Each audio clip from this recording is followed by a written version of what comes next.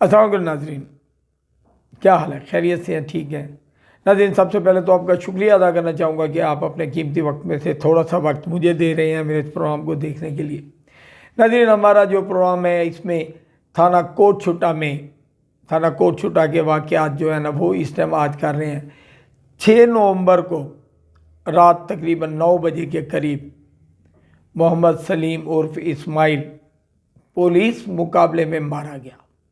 एक ख़बर चली, एक ख़बर पुलिस की जानिब से निकाली गई जिसमें यह था कि कोट छुटा आड़ा जाफिर में पुलिस मुकाबला, डाकुओं की पुलिस पर अंधाधुंध फायरिंग, एक डाकू हलाक, नामालूम डाकू की शनाख्त ना हो सकी। ये खबर का स्टार्ट था, बहुत सारे अखबारात ने इसको ब्रेक किया। अब बात यह है, ये एक पुलिस मुकाबला, एक ऐसा पुलिस मुकाबला जिसने में डाकुओं ने पुलिस के ऊपर अंधाधुंध फायरिंग की, ना किसी पुलिस मुलाजिम को गोली लगी।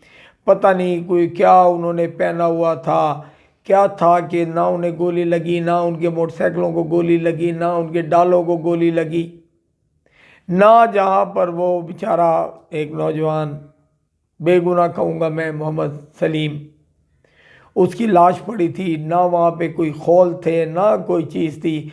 ड्रामाई तौर पर एक पिस्तौल रख दिया गया, एक जो है ना 12 बोर की गोलियों का एक वो छज्जा सा रख दिया गया, जूतियाँ रख दी गई, उस बेचारे को नंगे पाँव कर दिया गया। नाज़रीन, एक नौजवान आदमी है मोहम्मद सलीम, वल्द मुनीर अहमद कौम चांडिया, ये शेरू का रहने वाला है। वहाँ पे चांडिया बिरादरी बैठी है जिनकी आपस में दुश्मनी है, मुखालफतें हैं, लड़ाई झगड़े हैं, उस पर काफ़ी मुकदमात उनके आपस में एक दूसरे के ऊपर है। ना कोई चोरी, ना कोई डकैती। ये जो बंदा है, जो ये मोहम्मद सलीम, वो अब कहानी क्या है, वहाँ लोग जो बता रहे हैं वो कह रहे हैं जी ये आ रहा था मोटरसाइकिल पे, इसको रोका गया, ये रुका नहीं गया, इसे ब्रेक नहीं लगी, थोड़ा आगे जाके पीछे से पुलिस ने फायर करके इसको मार दिया। ठीक है, मैं मानता हूँ ये जुर्म है कि अगर पुलिस ने आपको रोका है और आप नहीं रुके, लेकिन इसका मकसद ये नहीं कि आपको गोलियां मार दी जाए, गोलियों की बौछार कर दी जाए। वो ज़्यादा ज़रूरी है अगर आपके पास इसने जो है ना निशानेबाज है, इतने पुलिस वाले हैं जो कि बहुत बड़ा निशाना रखते हैं, वो एक टायर के ऊपर भी गोली मार सकते थे, टायर पे गोली मार देते। मोटरसाइकिल ही तो था, पीछे अपने मोटरसाइकिल लगा सकते थे, नहीं, एक जान ले ली।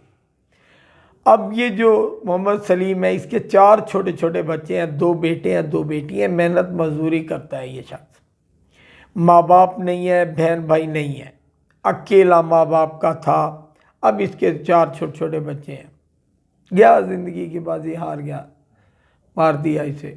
अब शो किया गया पुलिस मुकाबला।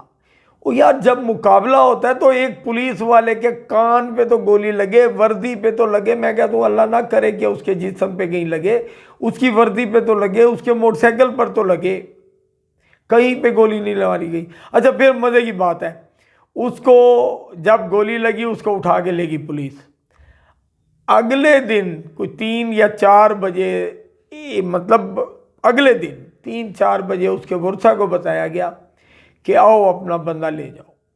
जब वो गए तो पता चला पोस्टमार्टम भी हुआ है उसका। पुलिस ने अपनी तरफ, पुलिस थाना कोट छुटा ने, शाहिद साहब हमारे बहुत शेर जवान SHO है वहाँ पे, जारी बात है शेर का काम तो फिर गोश्त ही खाना है ना। एक बंदा मार दिया, उसके ऊपर 6 FIR उन्होंने शो करा दी। वो जब अच्छा फिर बताता हूँ फिर क्या हुआ। वो पुलिस ने क्या किया, उनके साथ पुलिस के 2-3 डाले गए, डेड बॉडी को अस्पताल से उठाया, उसके वर्षा को कहा आओ चलें, उन्हें लेकर वहीं चले गए। ये आड़ा जाफिर के करीब कहीं कोई वाक़या हुआ था, ये इसे जो गुतरा से आगे है आड़ा जाफिर, वहाँ पे ये वाक़या हुआ था। अच्छा, उसकी लाश लेकर, उसका पोस्टमार्टम शुदा लाश लेकर वहाँ चले गए। उन्हें कहा बस फौरी तौर पे इसे दफनाओ, इसका जनाजा पढ़ाओ। अब बाय फोर्स, ज़बरदस्ती उन्हें कहा गया इसको दफनाओ, जनाजा पढ़ाओ। उन्होंने कहा, उसके वर्षा ने कहा यार हमारे रिश्तेदार हैं दूर के, उन्हें आने में टाइम लगेगा, वो आएंगे तो हम जनाजा कराएंगे और दफना देंगे। अच्छा, अब पुलिस वालों के पास इतना टाइम भी नहीं था कि वो वहाँ पे 2-3 घंटे ठहरते। उन्होंने बस उन पे उनकी ज़बान पे यकीन किया कि भाई रिश्तेदार आएंगे, जनाजा पढ़ाएंगे, दफना देंगे। अब उन्होंने क्या, अपनी डेड बॉडी को ले गए, पुलिस डालों से उतारा, पुलिस वहाँ से गई किसी मकसद के लिए जो भी था। उन्होंने उसको एक छोटी एम्बुलेंस में डाला और डेरा गाजी खान आ गए रात को, परसों रात को डेरा गाजी खान में, मतलब आप बताओ 7 तारीख को, 7 नवंबर की रात 9-10 बजे 11 बजे आरपी ऑफिस के सामने उन्होंने लाश को रखी। 20-30 आदमी उनके साथ थे और उन्होंने वहाँ अपना एहतजाज शुरू कर दिया। उनके एहतजाज को देखते हुए और लोग भी आ गए, एहतजाज वसी हो गया। हमें मीडिया वालों को इतला मिली, हम लोग भी पहुंच गए और भी बहुत सारे दोस्त पहुंच गए। वहाँ पे शोर शराबा शुरू हो गया, पुलिस आ गई एहतजाज ख़त्म कराने। ये अच्छी एक और बात है कि उसी दिन एएसपी अयाज साहब हैं कोई,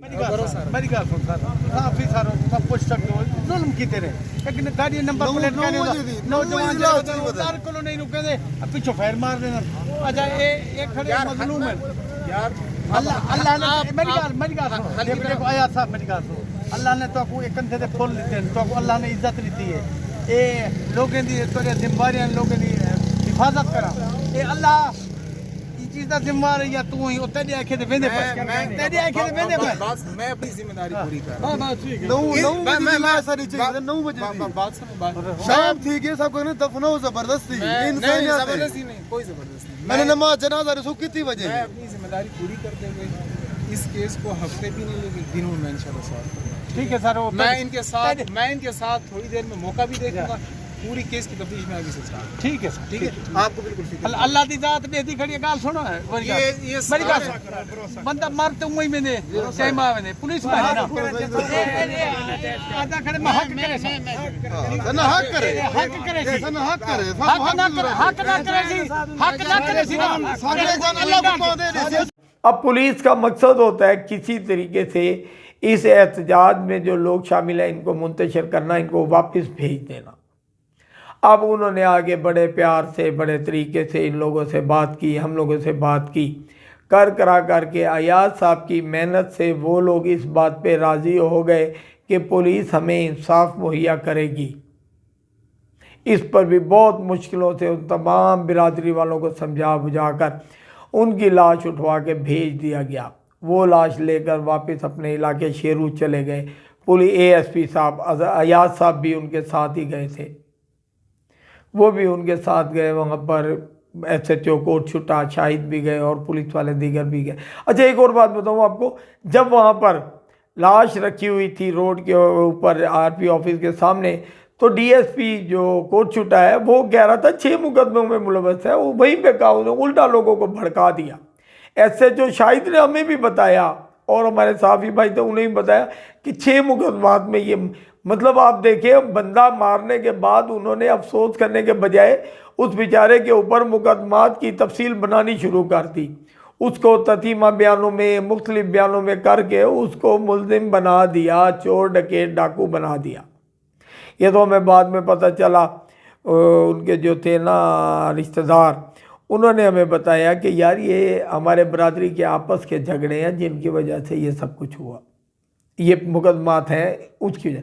अब कहानी यही थी कि उस बेचारे से मोटरसाइकिल रुकी नहीं, इन्होंने जल्दबाजी में गोली चला दी। ये जो टाइगर फोर्स बनाई है, टाइगर स्क्वाड बनाई है या क्या है, ये हैदर फोर्स है जो भी है, मतलब ये वो तेज़ तरार नौजवान है जिन्होंने कभी कोई डाकू नहीं मारा, जिन्होंने कोई डकैती नहीं रोकी, जिन्होंने कोई चोर नहीं पकड़ा। हाँ, बेगुनाह लोगों को बिल्कुल फड़काया है कई जगहों पर, मुख्तलिफ मकामात पर। खैर ये सब अच्छा, वहाँ से वो अयाज साहब ने ले गए। कल फिर पता चला कि वो लोग वापस आए थाने कोट छुटा है, वहाँ से शाहिद साहब उन्हें लेके डीजी खान आ गए। यहाँ पे उन्होंने आगे एक दरख्वास्त दी जिसमें उन्होंने कुछ लोगों के नाम बताए। अब वो जो मुद्दई है, जो इसके जो मज़हर है, मज़हर नामी शख्स, वो इसका मुद्दई बन रहा है, उसने बताया उसके हाथ में एक पर्ची थी। उसने कहा मैं अपने इलाके में गया हूँ, तो वहाँ पे मुझे लोगों ने बताया कि उस वक्त वहाँ पे ड्यूटी पे मौजूद थे जो पुलिस मुलाजिम सैफुल रहमान, जौहर अब्बास बुज़दार, वसीम दाबर, कामरान चांडिया और करीम और नईम सोमरो, मतलब ये नाम उसने बताए कि भाई ये लोग वहाँ थे जिन लोगों ने फायरिंग की। अब बात यह है, पुलिस का हमेशा की तरह वही का वही रवैया है, बंदा मार देना, किसी की ज़िंदगी ले लेना, ख़त्म। और उसके बाद उस मरहूम के ऊपर कहते हैं कि अगर कोई फौत हो जाए उसके जो जायज़ गुनाह है, जो उसके गुनाह है वो भी ना गिनाए जाए, क्योंकि अब वो अल्लाह के पास चला गया, अब अल्लाह के पास उसका हिसाब होना है। लेकिन इन्होंने उस बंदे को मारने के बाद उसके ऊपर FIRों के जो इल्ज़ामात लगाए, 6 FIRों के, उनमें कोई थाना सिविल लाइन की भी, वो मदर का थोड़ी देर पहले मुझसे बात हुई, बता रहा था थाना सिविल लाइन में भी कोई FIR थी। अब बात ये है, ये इतने झूठ बोलने के बाद, सब कुछ करने के बाद, बहरहाल पुलिस ने 4 बच्चों को यतीम कर दिया, 2 बेटे। तो यार कौन पालता है आजकल पराई औलाद को? कोई भी नहीं पालता। लेकिन इनकी छोटी सी गलती, एक गोली चलने से एक जान चली गई। अच्छा, अब मोहम्मद सलीम के ऊपर कोई एक नामजद FIR नहीं है, उनके आपस की लड़ाई को छोड़ दें, कोई डकैती, कोई चोरी, कोई पुलिस के खिलाफ, कोई इलाके के खिलाफ कोई भी FIR नहीं है। अब अयाज साहब पे उम्मीद रखते हैं तमाम लोग कि ये नए नौजवान ASP हैं जो डेरा गाजी खान शहर में तैनात हुए हैं। देखना ये है कि ये कल इन्होंने इनके बयानात भी लिए हैं, इनसे एप्लीकेशन भी लिया जिसमें इन्होंने बताया कि भाई हमारे बंदे को इन्होंने पीछे से फायर मारा, और हकीकत भी यही है, वहाँ लोगों ने भी यही कुछ बताया। लेकिन इस थोड़े से ड्रामे की खातिर वो एक शख्स, 4 बच्चे अपने बाप से महरूम हो गए, वो शख्स जान से चला गया, उसके बच्चों का क्या बनेगा? वो गरीब आदमी था, मेहनत मजदूरी करके अपने बच्चों का पेट पालता था, अब किस तरीके से वो पलेंगे? लेकिन पुलिस की बेदर्द गोली ने एक शख्स की जान ले ली।